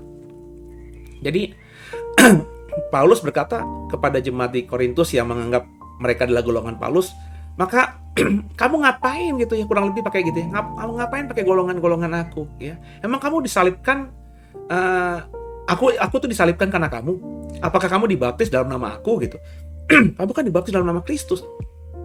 Makanya Paulus satu sisi agak membanggakan bahwa ya aku tuh udah bagus sebenarnya. Jadi kalian tuh mesti nggak utang budi sama aku, karena di antara kalian yang ku baptis itu cuma Crispus dan Gaius. Dan juga keluarga Stefanus. Nah kalau kita baca keluarga Stefanus ini, ya Bapak Ibu nanti bisa membacanya ya di keluarga Stefanus ini. Kalau kita membaca di 1 Korintus 16 ayat 15 ya, nanti kita akan sampai di sana. 1 Korintus 16, ketika Paulus ada di Akaya, Stefanus inilah yang pertama kali bertobat oleh pelayanannya si Paulus di provinsi Akaya itu. Provinsi Akaya ini salah satu kota besarnya adalah Korintus. Jadi Stefanus inilah buah pelayanan pertama dari Paulus ketika ada di Akaya, ada di Korintus gitu ya. Dan Stefanus inilah juga yang membaptis Paulus. Jadi meskipun Paulus itu banyak menjadi berkat bagi orang-orang Kristen, mempertobatkan banyak orang Kristen di Korintus, tapi kalau kita membaca ayat-ayat tadi, Paulus itu memang diminta Tuhan untuk bukan fokus pada membaptis tapi menginjil. Jadi tipikal Paulus dari sini kita bisa membaca setiap dia sampai di sebuah kota, dia menginjil, dia memberitakan soal Yesus, ada orang bertobat, maka dia berikan orang lain atau muridnya yang membaptis mereka. Dia terus fokus dalam penginjilan, dia fokus terus dengan pengajaran, ya. Dan apakah salah dengan itu? Tidak salah. Tidak salah, Saudara, ya. Karena Tuhan juga meskipun yang membaptis bukannya Paulus, Tuhan juga tahu orang itu bertobat karena siapa. Makanya Paulus berkata di surat 1 Korintus pasal yang pertama ini, jemaat Korintus, kalian tahulah, di antara kalian yang banyak ini, aku cuma membaptis Krispus, Gaius, dan juga keluarganya Stefanus. Yang lainnya kan enggak. Ya, jadi ngapain pakai alih-alih kalian bilang kalian golongannya Paulus dan lain sebagainya. Kurang lebih seperti itu, saudara ya. Jadi Paulus ingin mengajarkan bahwa kita harus tambahkan Kristus. Saya berharap sungguh Bapak Ibu dari manapun gerejamu, dari manapun kau berada, siapapun pendeta yang kau dengar, kau kagumi, ya terus jadikan Kristus saja, Jesus only. Jadi di awal-awal tahun 50-an, 60-an, 70-an tuh ada gerakan Jesus only ya. Jadi pokoknya ya niatnya mereka pokoknya menyampaikan kabar baik, beritanya hanya Yesus saja gitu ya. Yang ditekankan Yesus saja. Ya memang itu harus menjadi sesuatu yang menjadi prinsip kita ya. Jadi jangan terlalu mengidolakan seseorang. Bahkan saya loh ya. Lu jangan ngidolain gue, lo jangan suka sama gue terlalu berlebihan ya. Saya ini manusia ya. Yang hari ini benar, kalau saya kilaf besok bisa berbuat salah. Dan kalau kau terus mengidolakan saya, kesalahan saya pun akan kau idolakan nantinya. Lihat aja tuh ya, banyak orang-orang di luar sana yang mengidolakan artis tertentu dan artisnya itu jelas salah ya. Misalnya berselingkuh dengan suami orang, berselingkuh dengan istri orang gitu ya, atau melakukan ya banyak lah. Saya mau sebut nama tapi gimana nanti jadi polemik gitu ya. Dulu kita punya pemimpin yang kita idolakan luar biasa, terus bercerai ya. Bercerainya itu kan salah ya, Alkitab ngomong salah. Tapi banyak yang mengidolakan itu masih membela dia bahwa bercerainya itu benar ya. Bercerainya itu alkitabiah ya. Bahkan masih terus terlalu gimana terhadap orang ini. Kalau bagi saya orang boleh berkarya luar biasa ya, karyanya akan saya apresiasi, tapi kalau sudah melanggar firman Tuhan ya harus kita ngomong itu salah gitu ya. Lepas dari apapun itu ya. Jadi kalau orang sudah mengidolakan orang terlalu bagaimana gitu, akhirnya ya benar dan salahnya dia kita bisa tutup mata gitu ya. Akhirnya kita terus mengidolakan saja, dan itu kan bodoh kalau bagi saya. Makanya kita tahu kebenaran itu hanya dalam diri Kristus, yang benar itu hanya Kristus, maka idolakan saja Kristus. Kau nggak mungkin salah gitu ya. Jadi kalau tiba-tiba hari ini lagi suka dengan gayanya saya, ya oke, ikuti program pengajaran saya. Tapi ya tidak terlalu mengidolakan, sehingga besok-besok kalau ada pendeta lain, ada hamba Tuhan lain yang ngajarnya juga oke, kau juga membuka hati untuk mendengarkan mereka. Kan begitu ya. Jadi terus bertumbuh. Kenapa saya ngomong begitu? Karena saya dulu begitu. Ya, saya cuman nggak enak aja mau menyebutkan nama pendeta-pendeta top yang pernah saya ikuti di masa lalu ya. Ketika saya bertobat awal, saya ikuti pendeta yang top, yang gayanya tuh santai kalau khotbah ya, agak lucu, bahkan cenderung lucu. Karena bagi saya memang saya saat itu butuh yang seperti itu. Tapi lama-lama saya butuh nggak main lagi lah. Kalau lucu-lucuan doang, saya mendingan nonton Sule, saya mendingan nonton Komeng gitu ya. Saya mau yang agak dalam, maka saya cari pendeta yang cukup dalam mendalami. Ketika saya sudah suka sama ini, saya akhirnya kalau cuma pengajaran begini doang ya banyak lah, saya mau yang agak keras lah gitu ya, yang kalau perlu khotbahnya marah-marah gitu ya. Saya cari pendeta yang seperti itu ya. Makanya saya dulu mengikuti banyak hamba Tuhan ya, Dari pendeta yang lucu sampai pendeta yang tua dan masih marah-marah kalau khotbah ya. Itu sampai sekarang saya masih ikuti ya. Kalau kalau habis hari Minggu, saya habis pelayanan ya, saya sambil istirahat siang di rumah atau malam di rumah, saya dengerin firman Tuhan yang disampaikan oleh hamba-hamba Tuhan itu gitu ya. Saya random aja gitu ya, yang muncul di timeline saya tuh yang siapa gitu ya. Kalau ini pendeta ini nih, ya udahlah. Kalau dapat yang agak senior, udah senior banget terus marah-marah, ya udah siap aja lah. Kurang lebih 1 jam saya dimarah-marahin gitu ya. Dan itu memberkati ya. Kalau pas random tiba-tiba yang timeline muncul yang pendeta-pendeta yang lebih senior, tentunya yang biasa saya dengar yang lebih senior gitu ya, yang agak ngebanyol ya saya ikutin juga gitu ya, supaya ada hiburan juga ya. Jadi tidak terlalu lah ya gandoli itu apa ya terlalu mengidolakan lah atau memuja satu orang. Manusia itu punya khilaf, manusia itu tempatnya salah ya, kalau bagi saya begitu. Jadi belajarlah hanya kepada Tuhan ya, mengutamakan Tuhan ya. Even bahkan rasul, even bahkan itu nabi, bagi saya mereka masih manusia yang kalau kita baca Alkitab, orang yang disebut nabi, orang yang disebut hakim, orang yang disebut rasul, orang yang dianggap orang yang diurapi Tuhan itu pun masih punya salah ya. Saul apakah tidak diurapi Tuhan? Daud apakah tidak diurapi Tuhan? Salomo apakah tidak diurapi Tuhan? Mereka adalah orang-orang yang diurapi Tuhan secara spesifik dengan minyak urapannya Tuhan. Tapi faktanya mereka salah. Benar nggak? Mereka pernah salah. Benar nggak? Ada yang terus hidup dalam kesalahan dan mati dalam kesalahan. Ada yang sempat bertobat, ya. Dan ada yang benar-benar bertobat sungguh dan hidup ke depannya sampai tuanya itu dipertahankan dalam pertobatan. Ya. Jadi namanya manusia, ya. Nabi pun bisa salah. Jadi nggak usah ngidolakan nabi tertentu, ya. Rasul tertentu ya, cuma suka aja ceritanya mereka tapi nggak usah mengidolakan. Saya sukanya sama Petrus, maka saya nggak suka itu surat-suratnya Paulus. Apalah itu. Kalau saudara nggak suka sama suratnya Paulus, engkau nggak mungkin bisa kenal Yesus. Dengerin saya ya. Kalau kau juga sukanya sama Paulus, nggak suka sama rasul yang lain, Rasul Yakobus nggak suka, Rasul Yudas nggak suka, Rasul Petrus nggak suka, ya, maka kau juga tidak akan punya pemahaman iman Kristen yang penuh juga gitu ya. Jadi ya ada plus minusnya dari semua manusia itu. Makanya jangan terlalu gimana gitu kepada mereka. Hanya Tuhan saja. Ya, Paulus mengingatkan. Paulus yang sekarang ini, Paulus Seno juga mengingatkan supaya saudara hanya menjadikan Kristus yang terutama. Oke, kita lanjut ya. Di ayat yang berikutnya. Hikmat dari Allah dan hikmat manusia. Oke, kita baca ayat 18. Sebab pemberitaan tentang salib memang adalah kebodohan bagi mereka yang akan binasa. Tapi bagi kita yang diselamatkan, pemberitaan itu adalah kekuatan Allah. Salib itu adalah kekuatan Allah. Ya, kalau bagi orang lain tuh salib itu binasa, salib itu kutuk, salib itu penderitaan. Tapi bagi kita itu kekuatan Allah. Karena kita diselamatkan karena salib itu, maka memberitakan salib itu baik. Memikul salib itu pun oke, karena Kristus yang meminta kan. Mengajarkan pikulah salibku. Sebab salib yang akan kau pikul itu, kuk yang akan kau pikul itu ringan. Tapi kita harus pikul salib kita, ya, sangkal diri kita. Kalau kau mau ikut aku, pikul salib dan sangkal dirimu. Itu kata Tuhan, ya. Jadi ayo sama-sama kita beritakan salib Kristus dan jadikan salib Kristus sebagai hidup kita, gitu ya. Lanjut ayat 19. Karena ada tertulis, aku akan membinasakan hikmat orang-orang yang berhikmat dan kearifan dari orang-orang bijak akan kulenyapkan, ya. Ada waktunya nanti semua yang hebat-hebat, yang kata orang hebat itu akan dilenyapkan Tuhan. Di manakah orang yang berhikmat? Di manakah ahli Taurat? Di manakah pembantah dari dunia ini? Bukankah Allah telah membuat hikmat dunia ini menjadi kebodohan? Ayat 21.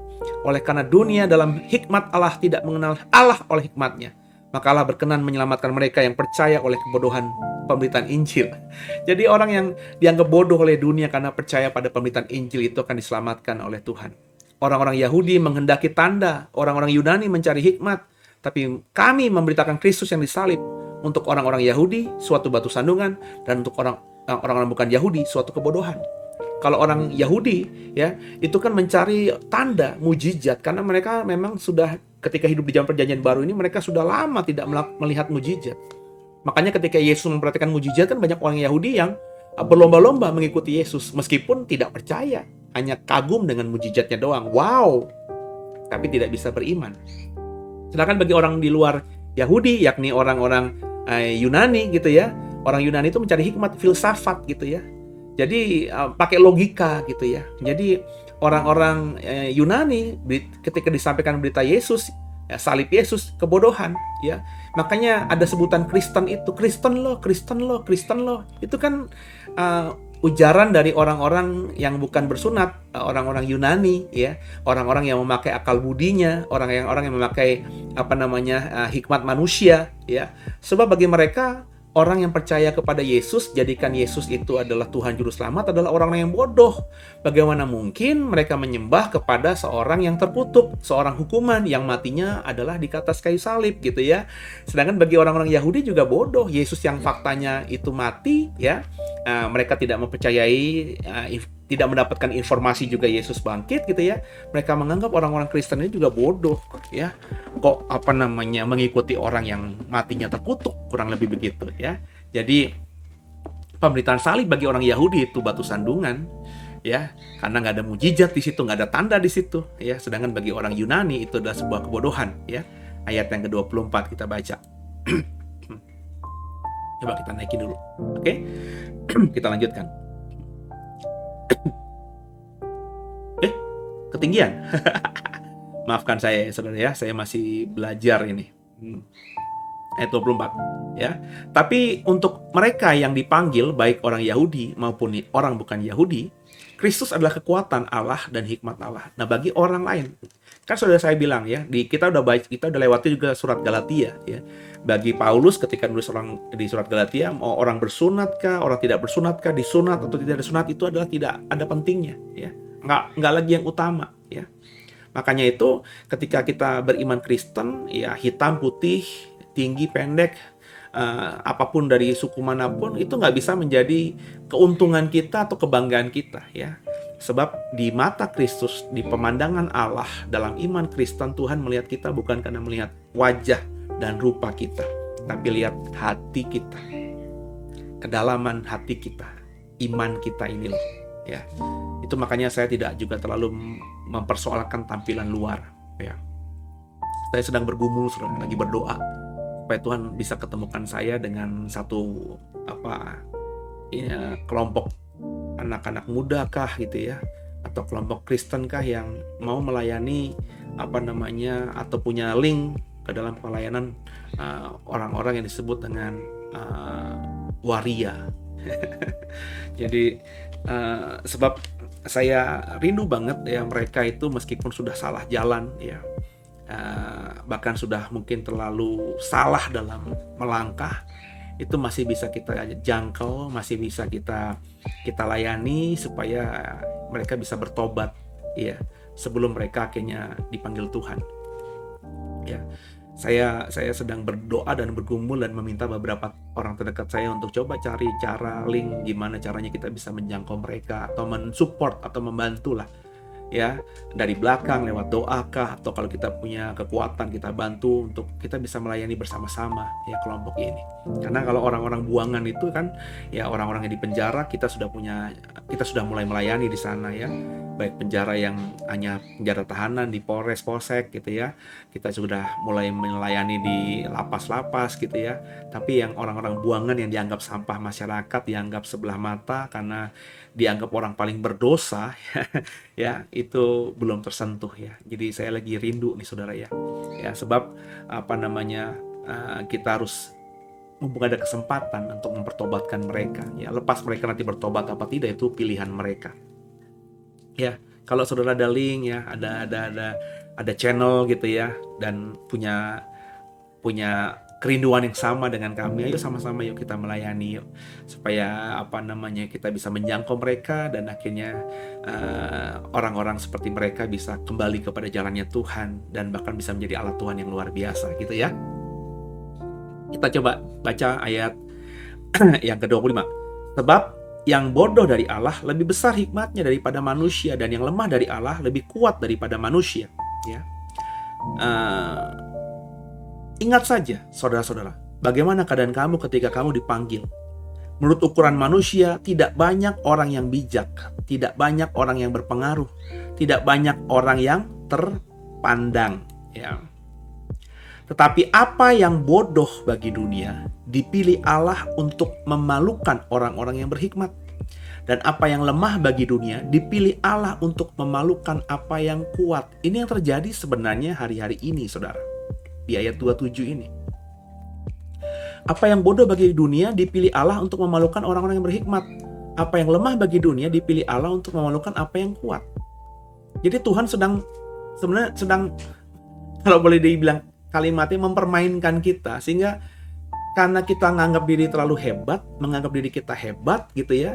Akhirnya Tuhan pakai orang-orang yang kita tidak anggap hebat ya dengan caranya Tuhan ya. Ya. Kita merasa diri kita kuat, Tuhan pakai orang-orang yang kita anggap lemah itu untuk dipakainya dengan luar biasa, ya.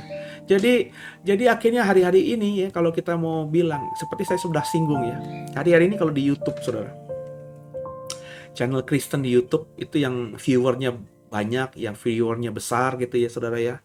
Itu kebanyakan adalah hamba-hamba Tuhan yang sebenarnya secara teologi ya, kalau kita mau jujur ya, bukan ada yang sudah yang dianggap terpelajar, belajar teologi yang benar, tapi kebanyakan kalau kita lihat secara general gitu ya, itu hamba-hamba Tuhan yang sebenarnya ya cari sensasi kebanyakan gitu ya. Misalnya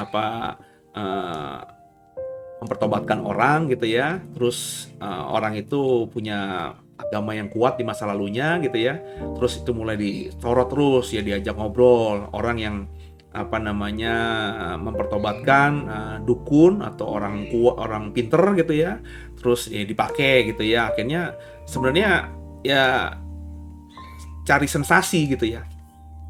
Tapi yang benar-benar kayaknya educated in theology ya, yang dalam banget dalam teologi ya, itu nggak ada tuh yang ditonton sampai viral gitu ya.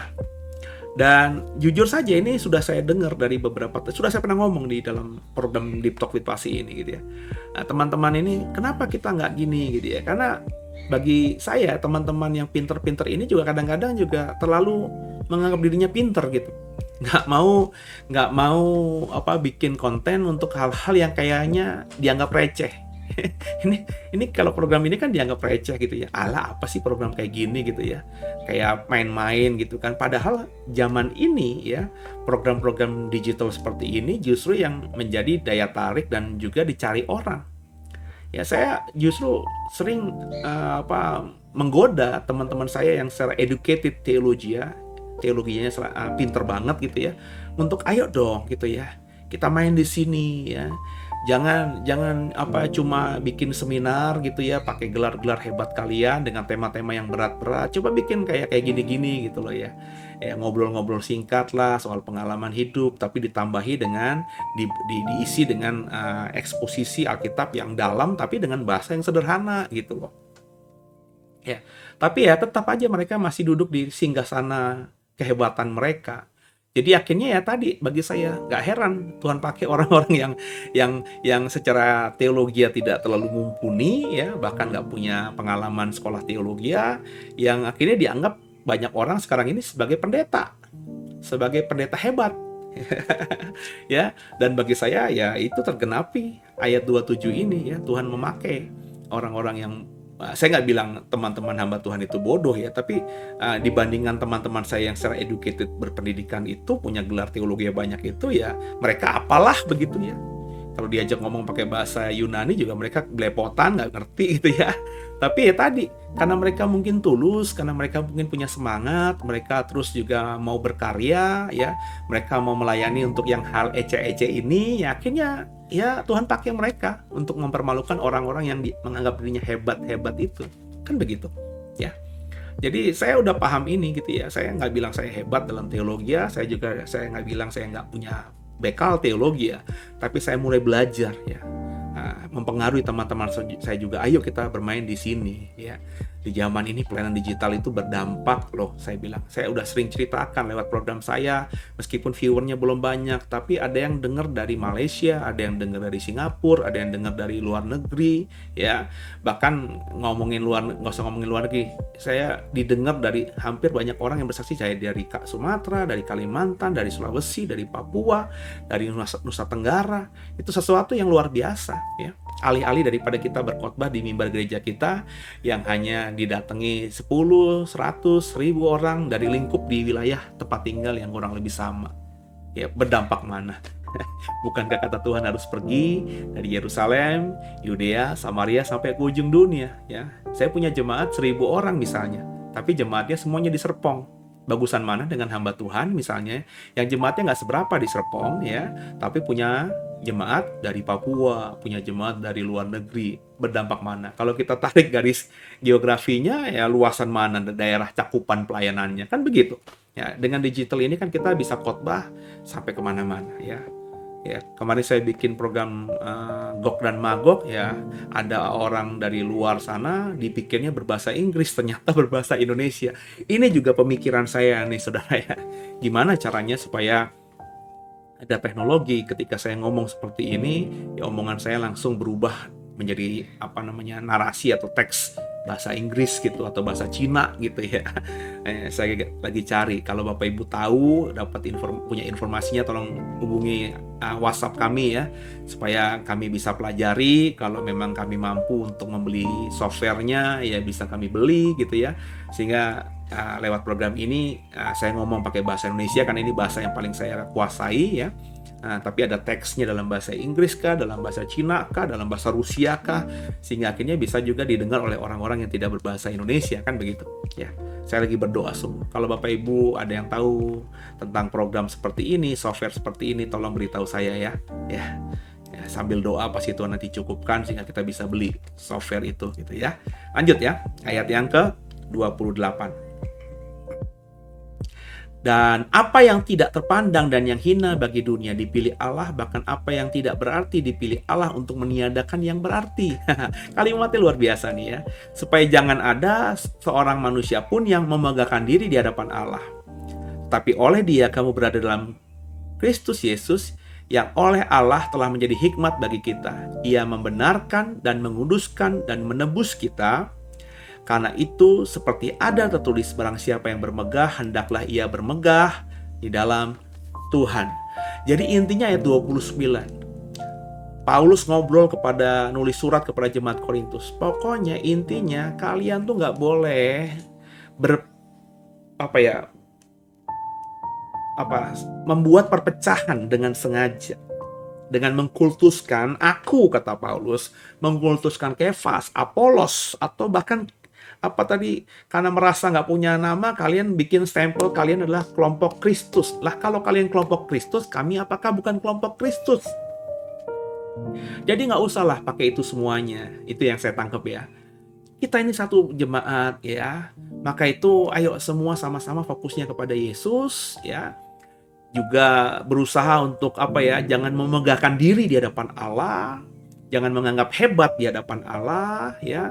Karena yang bermegah hendaklah ia bermegahnya di dalam Tuhan. Maksudnya memegahkan Tuhan semata, gitu, ya. Jadi memegahkan Tuhan di atas segala-galanya, kurang lebih itu. Itu yang di awal surat 1 Korintus pasal pertama bisa kita dapatkan. Dan bagi saya itu adalah salah satu prinsip dari kita bergereja, ya. Kedepannya Bapak Ibu yang dimanapun kau bergereja saat ini, tertanam di sebuah gereja manapun, kita harus membangun aura yang seperti ini, ya. Di mana Yesus dijadikan yang terutama, ya. Dan kita tidak boleh terlalu mengidolakan atau mengagungkan leader-leader di gereja kita yang satu lebih daripada yang lain, karena biar bagaimanapun yang lain itu, ya, juga adalah hamba Tuhan dan kita membutuhkan yang lain itu, ya. Nanti kalau kita membaca surat Korintus, ya, kita diajarkan lebih lagi di pasal-pasal berikutnya bagaimana kita yang berbeda-beda ini, yang tidak sama ini justru dipakai Tuhan untuk ada di satu komunitas agar benar-benar membuat komunitas itu semakin kaya. Makanya di awal tadi Paulus bilang kamu tuh kaya. dalam segala hal. Kamu tuh kaya dalam karunia-karunia roh. Tapi sayangnya, jemaat di Korintus tidak memperdayakan kekayaan mereka secara roh itu dengan hal yang baik, dengan berbuah yang baik gitu saudara. Mereka kaya dengan karunia-karunia roh itu, tapi mereka membanggakan karunia yang mereka dapatkan lebih daripada karunia yang didapatkan oleh orang lain. Bermegah akan dirinya sendiri, mengutamakan dirinya sendiri. Sehingga akhirnya orang yang punya karunia A kumpul sama orang yang punya karunia A juga dan menganggap karunia A itu lebih utama daripada karunia-karunia yang lain. Kurang lebih seperti itulah yang ada di gereja Korintus, ya. Jadi ini yang terjadi juga dalam gereja sekarang ini kan, di mana hanya satu gereja itu menganggap yang paling utama tuh penyembahan, yang paling utama tuh pengajaran, yang paling utama tuh mujizat, yang paling utama tuh doa, ya. Sehingga akhirnya jemaat gereja itu ya cuma ciri khasnya itu doang. Padahal itu semuanya ya jika digunakan, dikolaborasikan akan menjadi suatu pelayanan yang luar biasa. Gereja harus punya penyembahan yang luar biasa. Gereja kami jujur masih jauh dari tim yang punya qualified ya, kualitas bermain musik yang bisa benar-benar membuat jemaat bisa menyembah Tuhan dengan luar biasa. Kami sadar itu, saya sadar sebagai pemimpin. Maka saya terus memotivasi teman-teman yang bermain musik itu untuk ayo upgrade ya, ayo bikin cara supaya bondingnya dapet, supaya kalian tuh kalau main tuh udah enak ya, pujian penyembahannya dapet ya. Karena saya tidak kompeten di musik ya, saya hanya memprovokasi mereka, mengingatkan mereka untuk buat tim penyembahan menjadi luar biasa. Saya sebagai guru, sebagai pengajar ya, saya juga memperlengkapi diri terus, saya belajar terus meskipun tidak lagi di akademisi, tidak lagi di sekolah, tidak lagi di kampus, tapi saya terus belajar.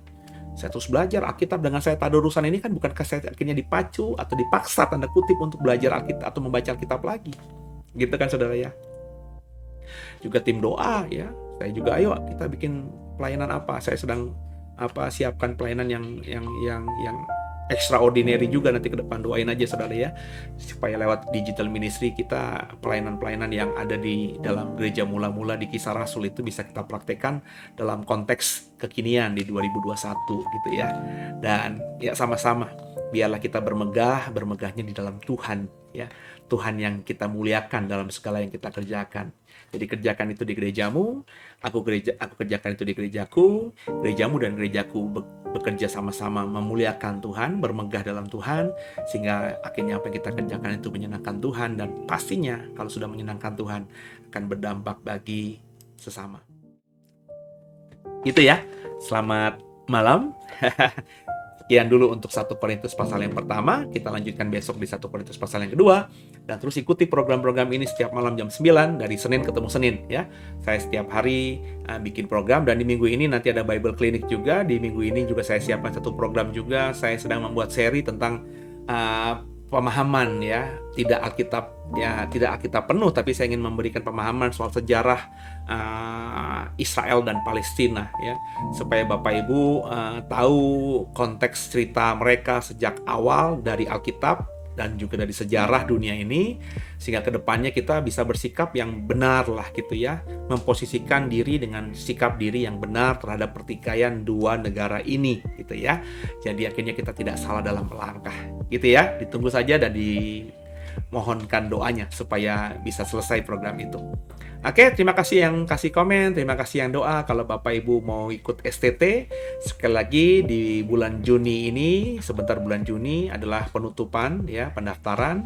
Jadi saya tidak akan buka lagi kelas ini di tahun-tahun berikutnya. Ini kelas angkatan terakhir yang kami kelola di The Way, bekerja sama dengan STT Sangkakala. Ya, jadi saya mengundang Bapak Ibu yang mau belajar bersama-sama, tergerak hatinya, jangan keraskan hatimu untuk segera daftar. Ada nanti informasinya, Bapak Ibu bisa hubungi tim kami ya, bisa hubungi WhatsApp kami ya. Coba saya munculkan saja ya. Ini ada flyernya ya, ada di layar saudara. Di flyer itu di sebelah kiri flyer ada di bawah ya, ada barcode, tinggal di scan barcode-nya. Nanti informasi biaya di situ ada, bagaimana caranya, ada pendaftarannya bagaimana, formulirnya seperti apa, di situ tinggal di scan. Kita akan tutup pendaftaran 20 Juni, ya 4 Juli di 2 bulan depan kita akan mulai kelasnya. Kalau Bapak Ibu terkendala dengan biaya, ojo dipikir. Jadi daftar dulu, nanti kita jadwalkan interview dengan saya. Nanti ketika interview kita bisa ngomongin soal biaya itu ya.